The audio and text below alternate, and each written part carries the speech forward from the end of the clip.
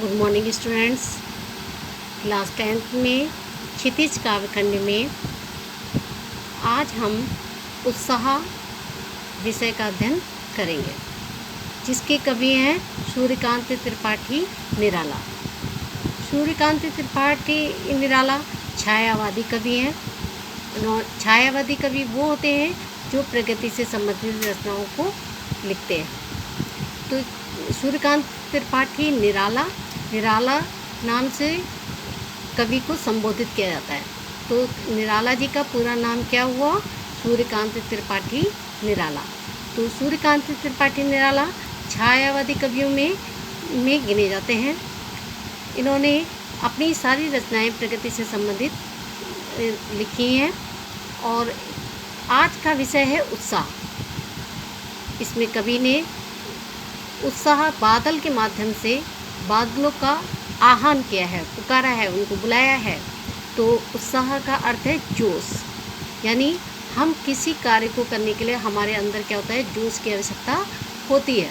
तो इसी प्रकार हम यदि बादलों को देखते हैं तो हमारे मन में उत्साह उत्पन्न होता है कि चलो आज बादल मौसम बहुत सुहाना है, चलो घूम के आएँ या घर में बैठ के कुछ पकौड़ी खाएं।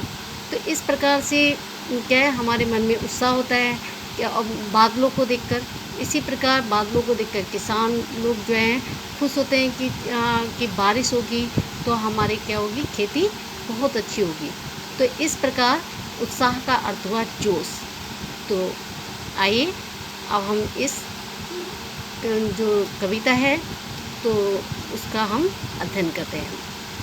तो बादल गरजो घेरे घेरे घोर गगन, धराधर ओ ललित ललित काले घुंघराले, बाल कल्पना के से पाले, विद्युत छवि उर्मे कवि नव जीवन वाले, ब्रज छिपा नूतन कविता, फिर भर दो बादल गरजो। तो जैसा कि आपको मैंने बताया कि आज का इस कविता का शीर्षक है उत्साह।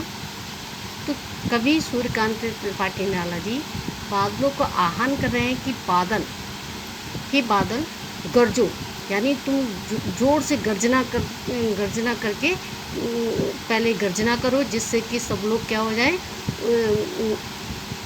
उसकी आवाज़ को सुने और उनमें उमंग भर जाए कि क्या होने वाली है, आज वर्षा होने वाली है।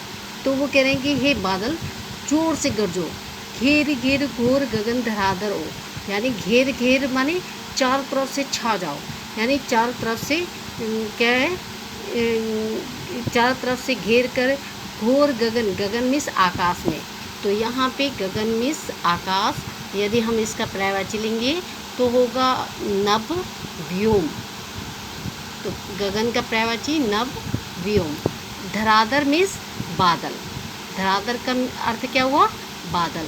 तो धराधर बादल हम इसके पर्यायवाची होगा धराधर का वारित और आपका मेघ। तो धराधर का पर्यायवाची मेघ और वारित। तो ये घेरे घेर घोर गगन धराधर ओ, यानी चारों तरफ से छाकर आकाश में ही बादलों तुम जोर से गर्जना करते हुए बरसो। ललित ललित काले घुंघराले, बाल कल्पना के से पाले।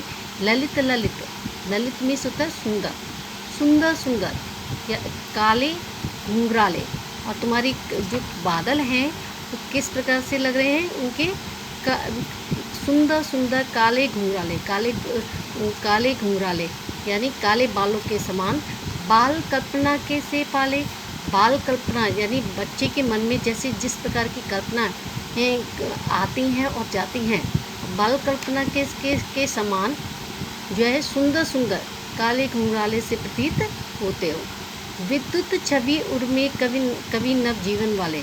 और विद्युत जैसे बादलों के बीच में कि क्या है, बिजली चमकती है, उर्मे हृदय में। विद्युत बादलों के समान जो बिजली है वो हमारे हृदय में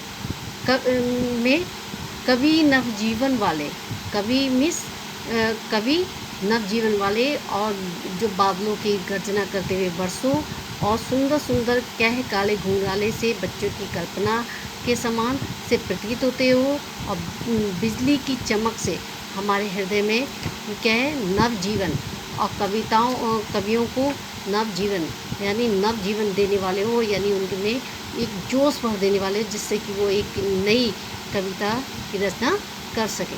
ब्रज छिपा नूतन कविता फिर भर दो। इस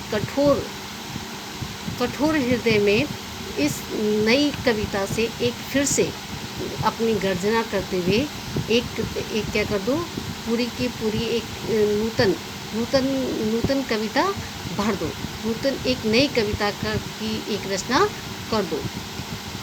बादल गरजो, ये बादलों तुम गर्जना करते हुए बरसो। तो फिर से हम एक बार इसका अर्थ समझेंगे। बादल गरजो, घेर घोर गगन धराधर ओ, यानी यहाँ पे आपका घेर घोर में आपका घ वर्ण की आवृत्ति हुई है। तो घ वर्ण की आवृत्ति जहाँ पे होती है, जहाँ पे एक वर्ण की आवृत्ति बार बार होती है, वहाँ पे कौन सा अलंकार होता है, अनुप्रास अलंकार है। यहाँ पे अनुप्रास अलंकार क्यों है, क्योंकि यहाँ पे घ वर्ण की आवृत्ति बार बार हुई है।